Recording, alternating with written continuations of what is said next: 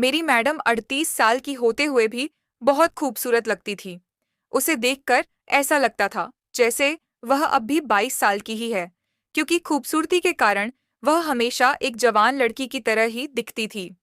एक दिन मैं हॉल में पोछा लगा रहा था, तभी मैडम बाथरूम से नहाकर बाहर आई और अचानक पैर फिसलने से वह गिर गई।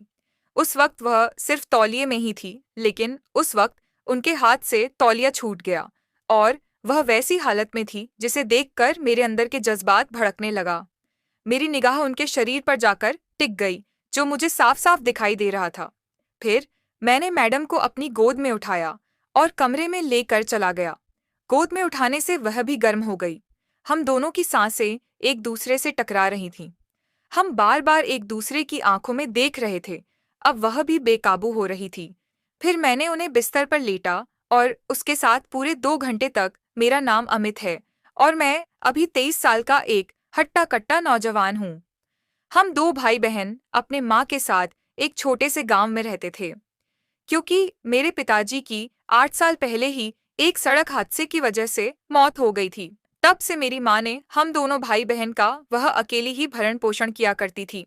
मेरा बाप बहुत गरीब था, जिसकी वजह से हमारी पारिवारिक स्थिति बहुत खराब थी। वह कहते हैं ना कि गरीबी बहुत बेशर्म चीज होती है। मेरी माँ दूसरे के घरों में काम करके हमें किसी तरह से पाल पोस कर बड़ा किया, लेकिन गरीबी के कारण मुझे वह पढ़ा नहीं सकी।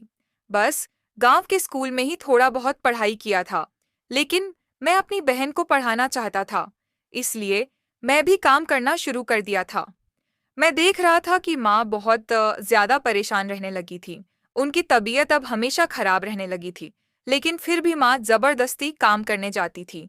मैं बार बार माँ से कहता कि तुम घर पर ही रहा करो ताकि तुम्हें कुछ आराम मिल सके, लेकिन वह कहती कि अगर घर पर रहूंगी तो पैसे कहाँ से आएंगे। माँ की बात सुनकर मुझे बहुत बुरा लगता था, लेकिन घर की हालत ही ऐसे थे कि मैं भी ज्यादा जोर नहीं दे सकता था।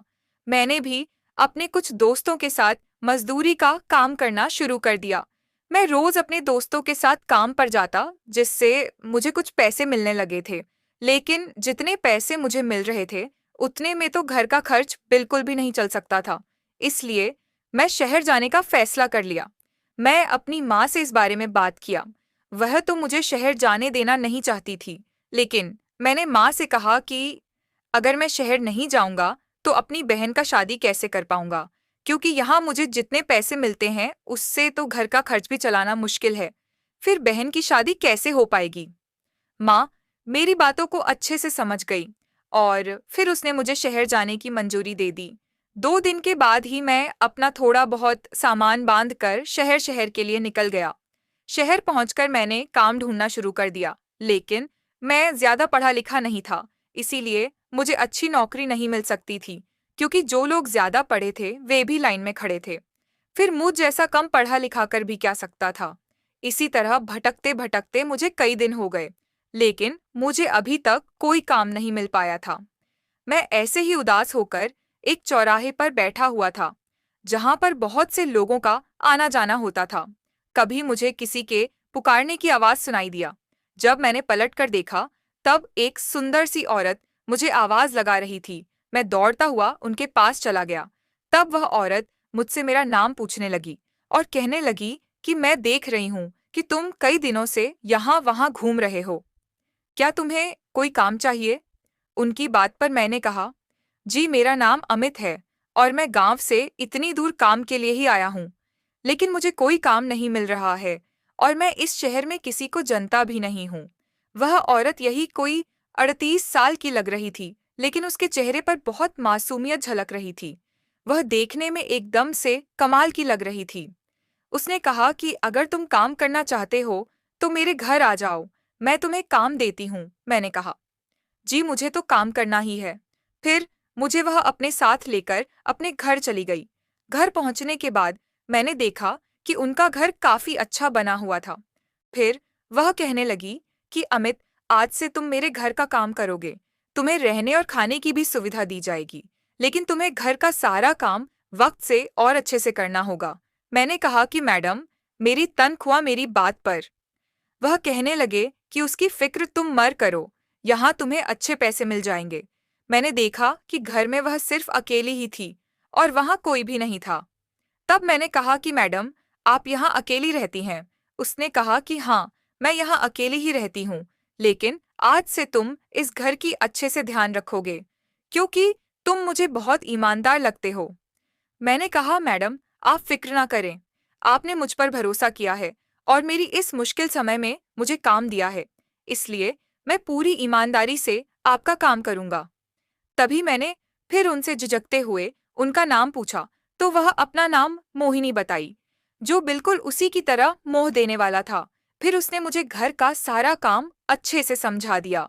उसने मुझे घर में ही एक छोटा सा कमरा रहने के लिए दे दिया। मैं अपने कमरे में जाकर अपना सामान रखा और काम पर लग गया। मैडम रोज सुबह 9 बजे अपने काम पर जाती थी, इसीलिए मुझे उसके लिए वक्त पर नाश्ता तैयार करने को कहाँ दिया था।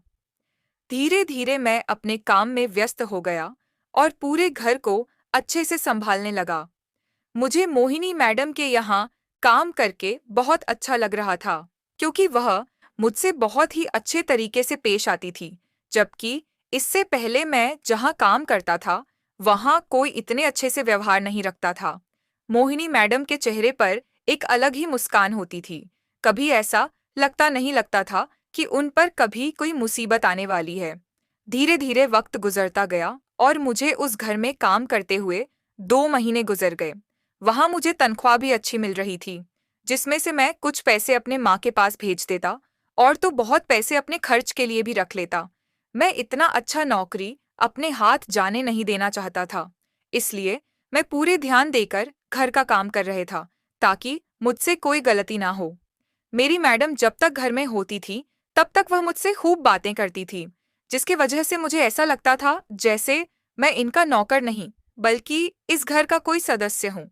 रात के काम से आने के बाद भी वह मुझे अपने पास बैठाकर ढेर सारे बातें किया करती थी। मैं भी उनकी इस रवैये से मैं बहुत खुश रहता था, क्योंकि मुझे इतनी खूबसूरत मैडम का साथ रहने को मिल रहा था। वरना मुझ जैसे गरीब से काम करवाने के अलावा वह अपने पास किसी को भटकने भी नहीं देते हैं। एक दिन रात का खाना बनाकर मैं ऐसे ही बैठा हुआ था। तभी मैडम ने आवाज दिया कि खाना लगा दो। मैं फौरन से खाना ले जाकर टेबल पर रख दिया और उनके प्लेट में निकालने लगा। तभी मैडम ने कहा कि राजीव, तुम भी अपना प्लेट ले लो और यहीं मेरे साथ बैठकर खा लो। उसके कहने पर मैंने भी अपना प्लेट लगा लिया और खाना खाने बैठ गए। खाना खाने के दौरान मैडम मुझसे मेरे परिवार के बारे में पूछने लगी। मैंने कहा कि मेरे घर में मेरे माँ और एक छोटी बहन के अलावा और कोई नहीं है। उस दौरान मैंने गौर किया कि मैडम मुझे एक अजीब सी नजरों से देख रही थी। उनकी आंखों में मुझे कुछ और ही नजर आ रहा था और कहीं ना कहीं मैं भी उनके बारे में सोच रहा था कि आखिर उसकी इतनी उम्र हो गई है, लेकिन अभी तक शादी क्यों नहीं। कि यह सवाल मेरे जहन में पहले भी कई बार आ चुके थे, लेकिन मुझे कभी पूछने की हिम्मत नहीं हुई थी, क्योंकि मैं तो एक मामूली सा नौकर था। इसलिए उनके नज़दीकी मामलों में मुझे दखल देना अच्छा नहीं लग रहा था। खाना खाने के बाद हम अपने अपने कमरे में सोने चले गए। थोड़ी देर के बाद मुझे मैडम के कमरे से सिसकियों की आवाजें आने लगीं। वह इस तरह से सिसकियां ले रही थी जैसे वह रो रही हो। यह बात मुझे ज्यादा हैरान कर रही थी, क्योंकि अभी तक तो सब कुछ ठीक था। हम दोनों ने खाना भी खाया और बात भी ठीक से की, लेकिन कमरे में जाने के बाद इस तरह रोने की आवाजें आना मुझे बहुत अजीब लग रहा था। एक बार तो मैंने सोचा कि उसके कमरे में जाकर देखूं, लेकिन ऐसे ही किसी के कमरे में जाना मुझे उचित नहीं लगा। इसीलिए मैं चुपचाप अपने कमरे में ही सोया रहा। जब सुबह हुई तो मैंने देखा कि मोहिनी मैडम बिल्कुल ठीक लग रही थी, लेकिन उनकी निगाह बार बार मेरे ऊपर आकर टिक जा रही थी। उनका इस तरह से मुझे देखना कुछ ठीक नहीं लग रहा था, क्योंकि इससे पहले तो वह ऐसा नहीं थी। लेकिन अचानक मैडम का इस तरह का रवैया बदलना, यह बात मुझ हजम नहीं हो रही थी। उस वक्त तो मैं अपनी नजरें झटक कर अपने कामों में लग गया, लेकिन वह अब मुझसे कुछ नहीं बोल रही थी। बस वह सिर्फ मुझे ही देखे जा रही थी। फिर वह नहाने के लिए बाथरूम चली गई। मैं भी हॉल में पोछा मारने लगा। कुछ ही देर में वह नहाकर बाथरूम से बाहर आई। तभी उनका पैर फिसल गया और वह गिर गई। मैंने अभी अभी पोछा मारा था, शायद इसी की वजह से इनका पैर फिसल गया। उस वक्त वह केवल तौलिया में ही थी, जिसे देखकर मुझे बहुत अजीब लग रहा था। उसका गोरा बदन मुझे मदहोश कर रहा, लेकिन वह मेरी मालकिन थी और मुसीबत में मुझे काम दी थी। इसलिए फौरन से अपनी निगाह उसके बदन पर से हटाया और दौड़कर उसे उठाने लगा। जैसे ही मैंने उसका हाथ पकड़कर उठाया, तो वह कहने लगी कि मुझे कमरे तक छोड़ दो। शायद मेरे कमर में चोट लग गई है। उनके कहे अनुसार मैं उसे उसके कमरे में ले जाकर छोड़ दिया। फिर मैं फौरन से बाहर आ गया, क्योंकि जिस हाल में अभी वह थी, उस हाल में वहां रुकना में मेरे लिए किसी कयामत से कम नहीं थी, क्योंकि मैं एक जवान मर्द था और भावनाएं मेरे अंदर भी थीं। इसलिए मैंने वहां से बाहर आना ही बेहतर समझा। किसी तरह 2-3 दिन गुजर गया, लेकिन अब मैं देख रहा था कि मैडम का चेहरा अब फिका पड़ने लगा था, हमेशा चहक वाली। मेरी मैडम अब उदास रहने लगी थी, जिसे देखकर मुझे बहुत बुरा लग रहा था। मैं उनके ही बारे में सोचने लगा था कि आखिर ऐसी क्या बात हो गई थी जो इस कदर उदास रहने लगी थी। जब रात हुई तो खाना खाकर मैं अपने कमरे में आ गया, लेकिन अभी भी मेरी आंखों के सामने मैडम का वह गोरा बदन दिख रहा था, क्योंकि वह देखने में बहुत ही ज्यादा हसीन लग रही थी। लेकिन फिर उनकी उदासी को देखकर मुझे हैरानी भी हो रही थी, जो मुझे बार बार इसके पीछे का कारण जानने के लिए विवश कर रहा था। कभी सोच रहा था कि जाकर पूछूं कि बात क्या है, लेकिन फिर नौकरी जाने का भी डर था। मुझे लगता था कि कहीं उसे मेरी किसी बात का बुरा लग गया तो वह मुझे नौकरी से निकाल देगी, जबकि नौकरी पाने के लिए मैं यहाँ वहाँ बहुत भटका हूँ। इसीलिए अब मैं और नहीं भटकना चाहता था। मैं अपने बिस्तर पर लेटे यह सब सोच रहा था, तभी फिर से मुझे मैडम की सिसकियां भरी रोने की आवाज सुनाई देने लगी। मैं फिर से उस आवाज को सुनकर परेशान होने लगा। आखिर यह माजरा क्या है, कुछ समझ में नहीं आ रहा था। फिर मैंने फैसला किया कि अब चाहे जो हो, मैं उससे यह बात जानकर ही रहूंगा। मैं अपने कमरे से निकलकर मैडम के कमरे के पास पहुंच गया और उनका दरवाजा खटखटाने लगा। लेकिन जैसे ही मैंने दरवाजा खटखटाया तो वह आवाज आना बंद हो गया। लेकिन मैं दरवाजे पर ही खड़ा रहा। थोड़ी देर वहां खड़ा रहने के बाद जब दरवाजा नहीं खुला तो मैं वापस अपने कमरे में आ गया। इस बारे में कुछ देर सोचा, फिर सो गया। जब सुबह हुई तो मैं फिर से अपने कामों में व्यस्त हो गया, लेकिन आज भी मैडम के चेहरे पर वही उदासी झलक रही थी, जो मुझे बार बार हैरान कर रहा था। जब मुझसे रहा नहीं गया तो मैं मैडम के पास चला गया। फिर उनसे पूछा कि मैडम, आखिर बात क्या है? मैं कई दिनों से देख रहा हूँ कि आप बहुत परेशान रह रही हैं। पहले तो आप ऐसी नहीं थी, लेकिन अचानक ऐसा क्या हो गया है? मेरी बात को सुनकर वह मुझसे कहने लगी, अमित, तुम यह सब जानकर क्या करोगे?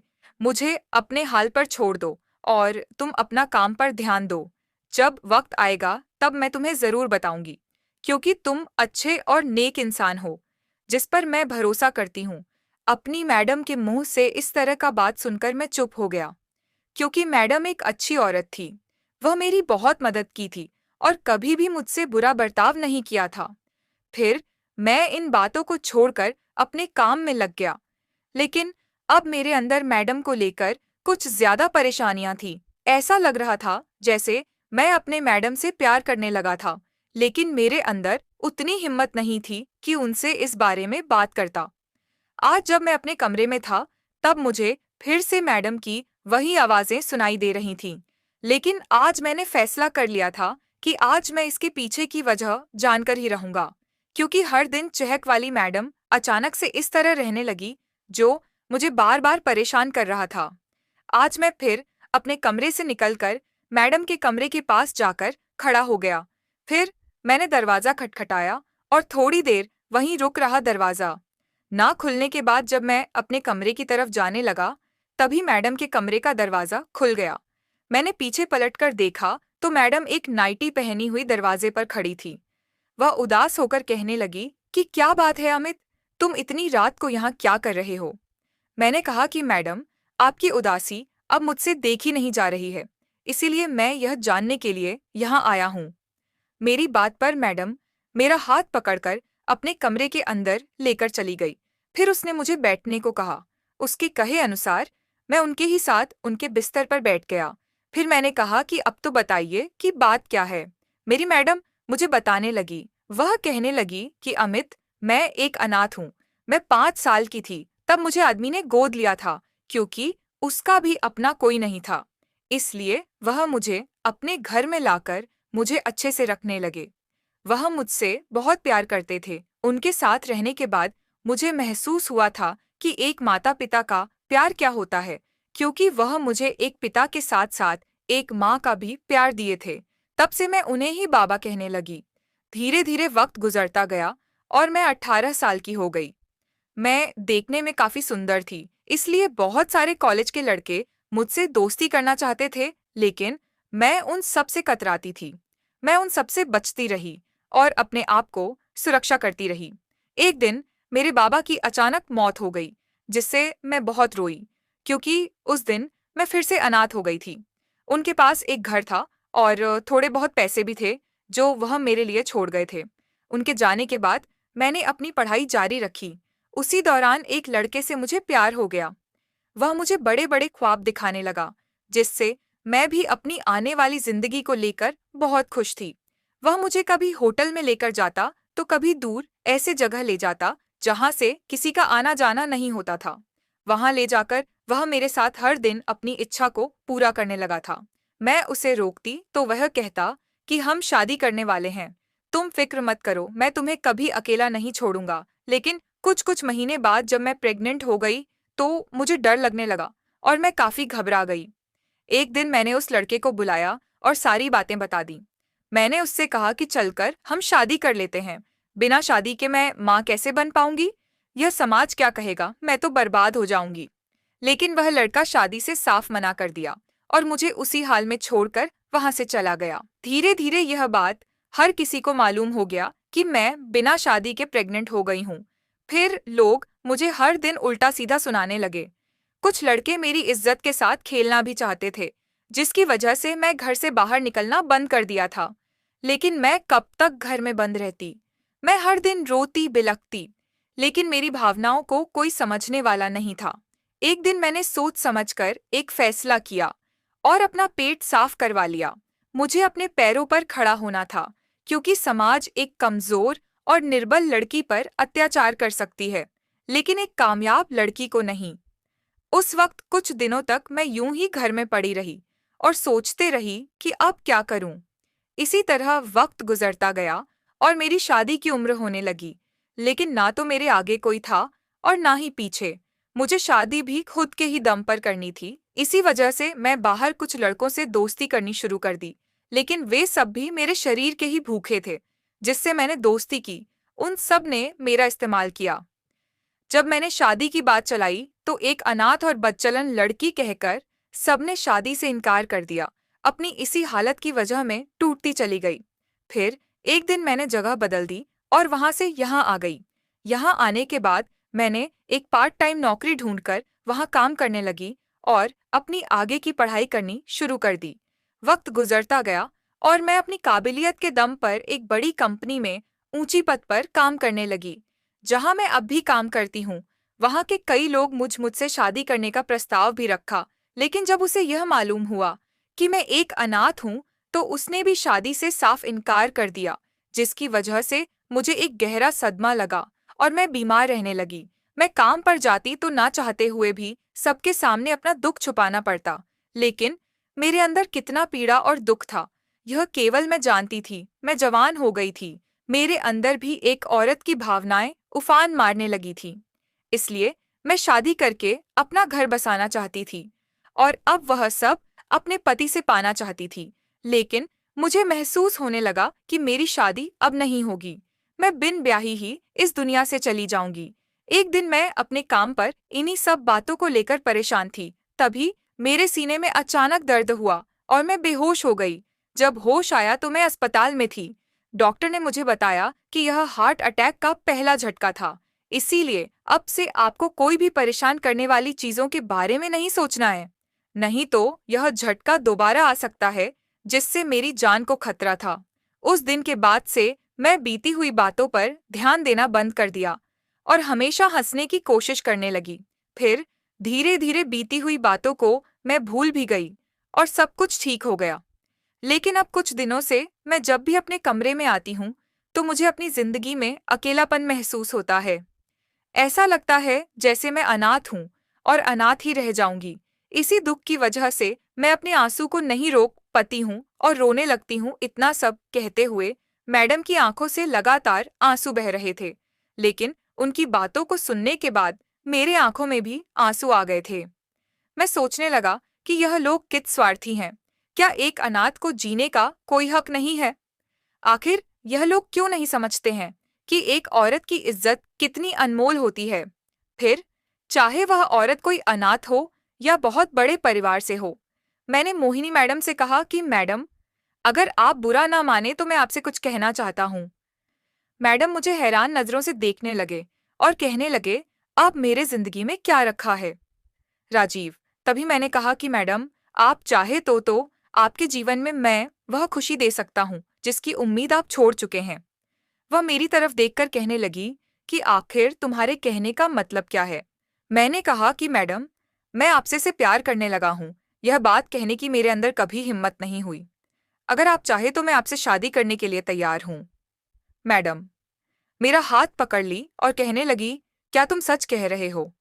मैंने उसे पूरा यकीन दिलाया और फिर अगले ही दिन मैं उसके साथ शादी कर लिया। वह मुझसे लिपट कर रोने लगी और कहने लगी, अमित, तुम मेरी जिंदगी में भगवान बनकर आए हो। तुमने मेरी भावनाओं को समझा और मुझे अपना बनाया।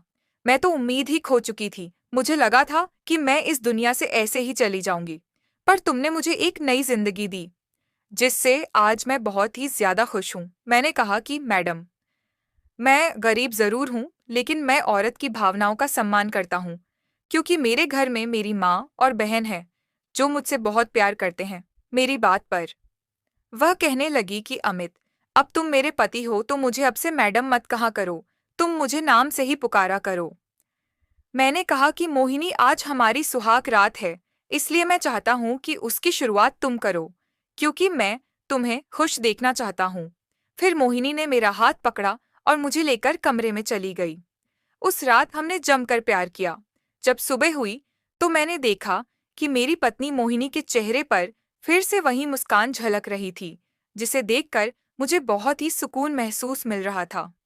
तभी उसने कहा कि अब तुम अपने माँ और बहन को भी यहाँ ले आओ, ताकि मुझे मेरा परिवार मिल सके। मैं उसकी भावनाओं को समझ रहा था, इसलिए मैं अपने माँ और बहन को लाने अपने गांव चला गया। वहां जाकर मैंने अपने माँ को सब कुछ सच सच बता दिया। माँ को इस रिश्ते से कोई तकलीफ नहीं हुई। फिर मैं माँ और बहन को लेकर वापस शहर अपनी पत्नी मोहिनी के पास चला आया। मोहिनी को देखकर मेरी माँ भी खुश हो गई। मेरी पत्नी मोहिनी, जो एक अनाथ थी, लेकिन अब उसका एक छोटा सा परिवार है, वह हम सबके साथ बहुत खुश है और मैं कोशिश भी यही करता हूँ कि उसे हमेशा खुश रखूं। दोस्तों, जब एक लड़का अनाथ होता है तो उसे लोग का उपाधि दे डालते हैं, लेकिन जब एक लड़की अनाथ होती है तो लोग उसकी मजबूरी का फायदा उठाने की फिराक में रहने लगता, जबकि इसमें उस अनाथ लड़की का कोई कसूर नहीं होता है। मैं आपसे बस इतना कहना चाहूंगा कि सभी इंसान को जीने का हक है, फिर चाहे वह कोई रिजा हो या कोई अनाथ। किसी को यह अधिकार नहीं है कि वे किसी मजबूर लड़की के साथ खेले। दोस्तों, यह कहानी आपको कैसी लगी हमें कमेंट में जरूर बताएं। यदि आपने अभी तक हमारा चैनल सब्सक्राइब नहीं किया है तो चैनल को सब्सक्राइब करके बेल आइकन को जरूर दबाएं। धन्यवाद दोस्तों।